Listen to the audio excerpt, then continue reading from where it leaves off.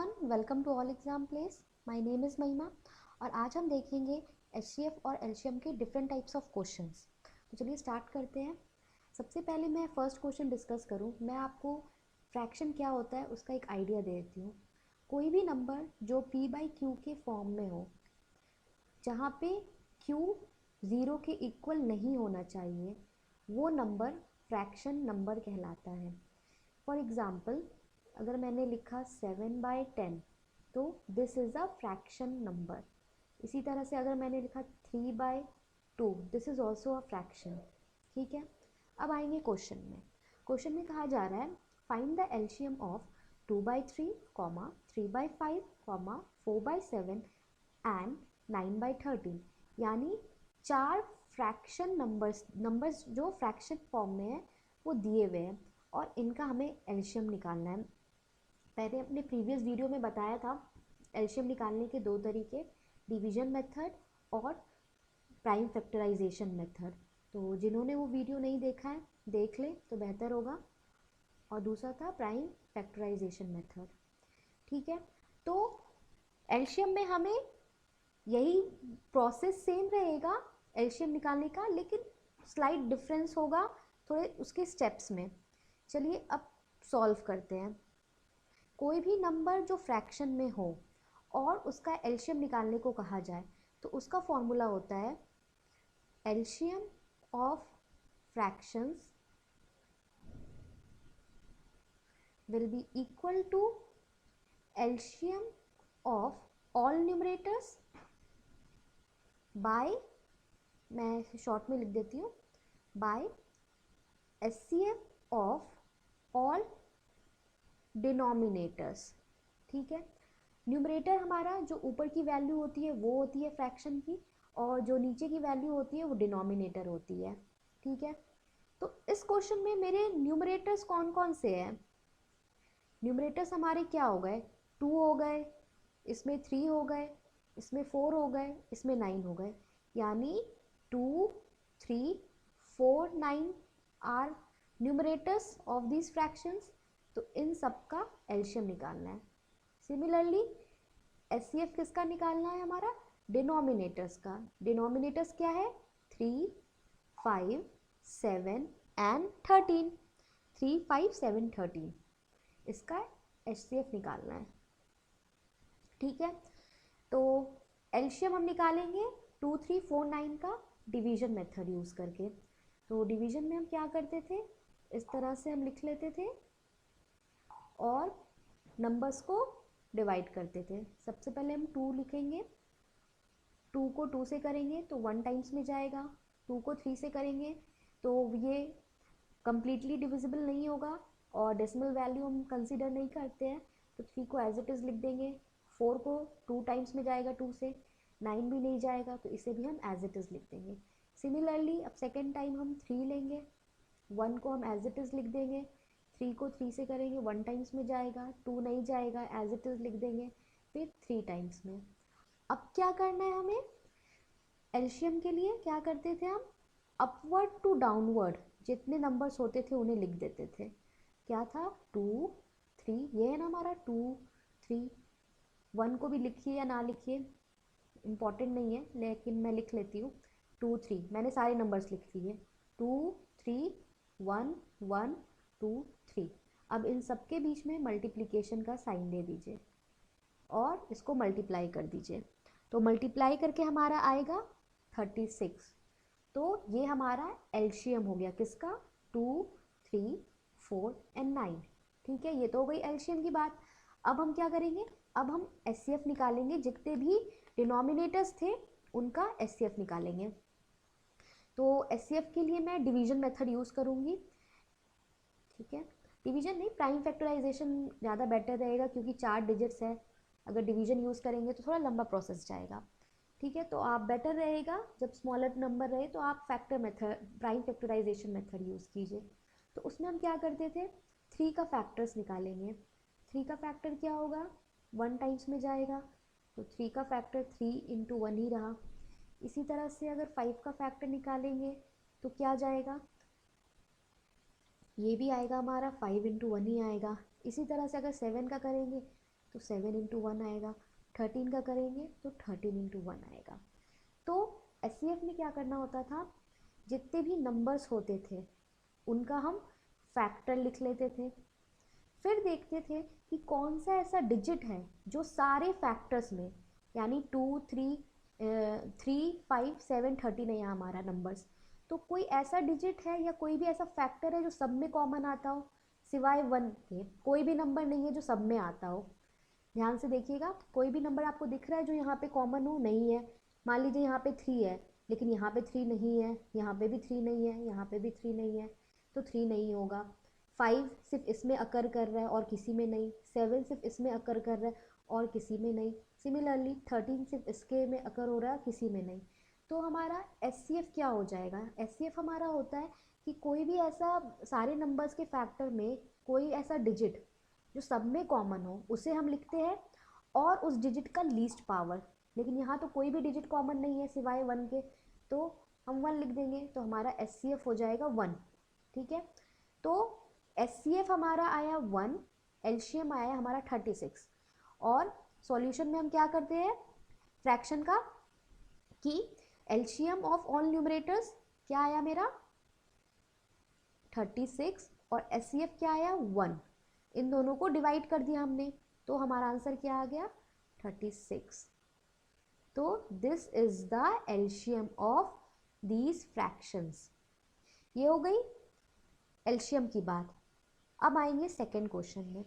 Second question में कहा जा रहा है find the HCF of 4/5 and 7/15। अब देखिए, यहाँ पे तो एलसीएम की बात थी, यहाँ पे एचसीएफ पूछ रहा है, लेकिन यहाँ पे भी दोनों नंबर फ्रैक्शन में है, तो similarly like the first solution second को भी वैसे ही सॉल्व करना है, लेकिन थोड़ा सा डिफरेंट हो जाएगा इसके फॉर्मूला में। जब भी हमें निकालना होगा एचसीएफ ऑफ फ्रैक्शंस, तो हम क्या करेंगे, निकालेंगे हम HCF of all numerators bye LCM of all denominators, यानी इसका इन्वर्स हो गया। यहाँ पे एलसीएम में क्या करते थे, हम न्यूमरेटर्स का एलसीएम निकालते थे और डिनोमिनेटर का एचसीएफ निकालते थे, लेकिन जब हमें एचसीएफ निकालना होगा फ्रैक्शन का, तो हम न्यूमरेटर का एचसीएफ निकालेंगे और डिनोमिनेटर का एलसीएम निकालेंगे।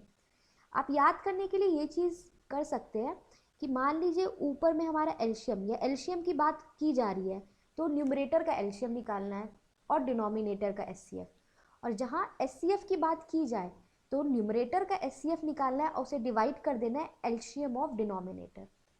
चलिए अब इसे सॉल्व करते हैं। तो हमें क्या है, इस क्वेश्चन में हमारे न्यूमरेटर्स कौन कौन से हैं, न्यूमरेटर्स को मैंने शॉर्ट में एन लिखा है, हमारे न्यूमरेटर्स है 4 and 7। तो 4 और 7 का हमें क्या निकालना है, एचसीएफ निकालना है, और डिनोमिनेटर हमारे क्या हो गए, इसका हमें एचसीएफ निकालना है, और डिनोमिनेटर हमारे क्या हो गए 5 and 15, 5 and 15, इसका हमें एलसीएम निकालना है। अब देखिए 4 और 7 है, दो ही नंबर है और नंबर काफ़ी कम है क्वांटिटी में, तो मैं डिवीजन मेथड यूज़ कर रही हूँ एचसीएफ निकालने के लिए।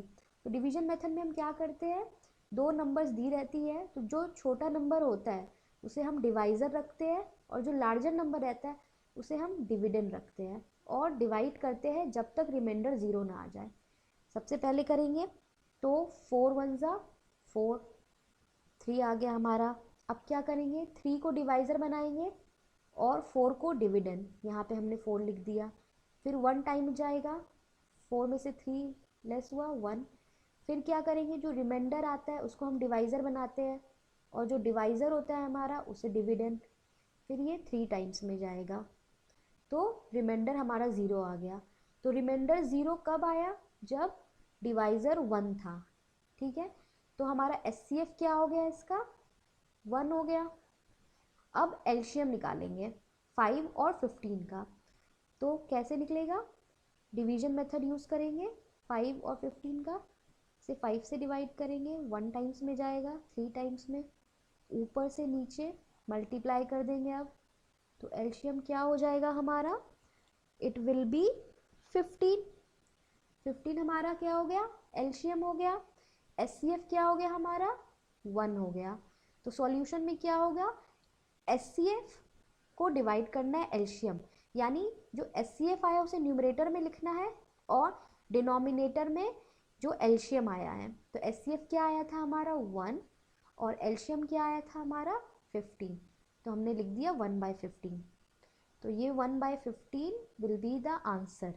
तो ऑप्शन सी में हमारा करेक्ट हो गया। ठीक है, यहाँ पे हमारा आंसर आया था 36, तो यहाँ ऑप्शन ए था हमारा करेक्ट। तो इस तरह से आते हैं एग्जाम्स में क्वेश्चंस, फ्रैक्शन में दिया रहता है और 4 ऑप्शन होता है। अब हम कुछ और टाइप्स के देखेंगे क्वेश्चन। थर्ड क्वेश्चन है हमारा, the LCM of two numbers is 2376 while their HCF is 33. If one of the number is 297 then the other number is, यानी इस क्वेश्चन में हमारा दिया हुआ है HCF, LCM और एक नंबर। ठीक है, गिवन क्या है हमारा, नोट डाउन कर लेंगे इस तरह से। गिवन है हमारा एलसीएम दो नंबरों का, क्या है 2376। एचसीएफ क्या है हमारा 33। और if one of the number is this, मान लीजिए फर्स्ट नंबर हमारा दिया हुआ है एक नंबर 297 और हमसे पूछा जा रहा है what is the second number, second number क्या है। अब देखिए ये जो एलसीएम दिया है दो नंबरों का दिया है, क्योंकि यहाँ पे मेंशन है कि एक नंबर ये है तो दूसरा नंबर क्या होगा। ठीक है, जब भी ऐसा क्वेश्चंस आए जिसमें एलसीएम दिया हुआ है, एचसीएफ दिया हुआ है और उन एचसीएफ और एलसीएम जिन नंबरों के हैं वो दिए हुए हैं, ठीक है, तो हम ये फॉर्मूला अप्लाई करते हैं। LCM of two numbers, LCM of two numbers into HCF of two numbers will be equal to first number into second number, ठीक है। तो हमें ये फॉर्मूला यूज करना होता है इस कंडीशन में। तो ये जो हमारा गिवन क्वेश्चन है इसमें एलसीएम दी हुई है, एचसीएफ दी हुई है, फर्स्ट नंबर दिया हुआ है, सेकेंड नंबर फाइंड करना है। तो सिंपली क्या करना है, हमें एलसीएम की जगह एलसीएम की वैल्यू लिख देना है 2376। एचसीएफ क्या है हमारा गिवन 33 इंटू फर्स्ट नंबर क्या दिया हुआ है 297, सेकेंड नंबर को हम कुछ भी मान लेते हैं, x लिख लेते हैं। अब इस इक्वेशन से हम x की वैल्यू इक्वेट कर सकते हैं, तो हमें क्या आएगा, x will be equal to 2376 into 33 by 297। इसे हम सॉल्व करेंगे तो हमारा आएगा 264। तो 264 हो गया हमारा second number and it is the answer. तो कौन सा ऑप्शन है हमारा, बी ऑप्शन है 264। ठीक है, अब देखेंगे नेक्स्ट क्वेश्चन। नेक्स्ट क्वेश्चन में दिया है the ratio of two numbers is 3:4 and their HCF is 4, what will be the LCM. अब इस क्वेश्चन में दो नंबर्स के रेशियो दिए हुए हैं और एचसीएफ दिया हुआ है और पूछा क्या जा रहा है हमसे, एलसीएम की वैल्यू पूछी जा रही है। तो एचसीएफ के बारे में मैंने बताया था पहले भी वीडियोस में, जब भी हम दो नंबर्स का एचसीएफ निकालते थे तो क्या करते थे, हम दोनों नंबर्स का फैक्टर्स लिख देते थे और देखते थे कि कौन सा डिजिट है जो उसमें कॉमन है, उसको लिख देते थे डिजिट को, मान लीजिए कोई भी x है, और लीस्ट पावर जो कॉमन हो, जो पावर लीस्ट हो और कॉमन हो। ठीक है, तो ये बात तो जाहिर हुई कि एचसीएफ में हम जब भी कोई नंबर हमारा एचसीएफ आता है तो वो नंबर सारे नंबर्स में प्रेजेंट होता है या कह सकते हैं कॉमन रहता है। ठीक है, तो हम क्या करेंगे, दो नंबर्स का जो रेशियो है उसे हम कुछ एज्यूम कर लेंगे। फॉर एग्जांपल अगर हम मान लीजिए फर्स्ट नंबर का रेशियो दिया, फर्स्ट और सेकंड नंबर का रेशियो दिया हुआ 3:4, तो हम कर देंगे लेट फर्स्ट नंबर बी, मान लीजिए मैंने ले लिया 3x, और सेकंड नंबर मैंने मान लिया, रेशियो में दिया हुआ था हमने उसे 4x मान लिया। अब देखिए दो नंबर का जो HCF होगा इन दो नंबर का, तो कोई भी जो नंबर होगा ये इन दोनों में कॉमन होगा, ठीक है।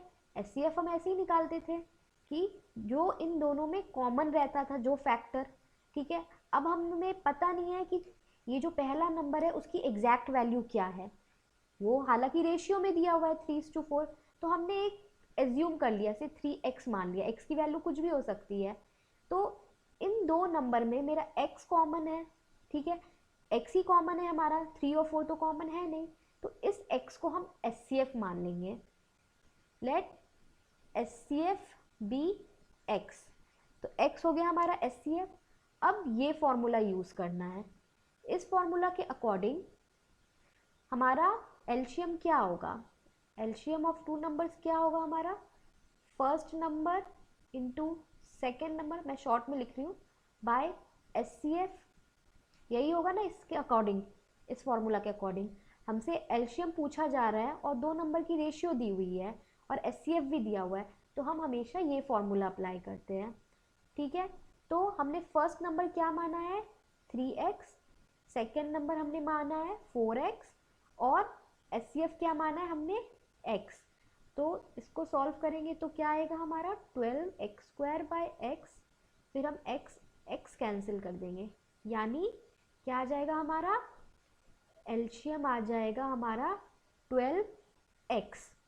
अब हमसे एलसीएम पूछ रहा है लेकिन हमारा आंसर क्या आया 12x, तो x की वैल्यू क्या पुट करनी है हमने यहाँ पे HCF में x कंसीडर किया था, लेकिन हमारा क्वेश्चन में HCF की जो वैल्यू है वो 4 दी हुई है, तो हम क्या करेंगे यहाँ पे x की जगह 4 पुट कर देंगे, तो क्या आ जाएगा हमारा 12 इंटू 4, तो क्या हो जाएगा 48, तो 48 हमारा आंसर हो जाएगा।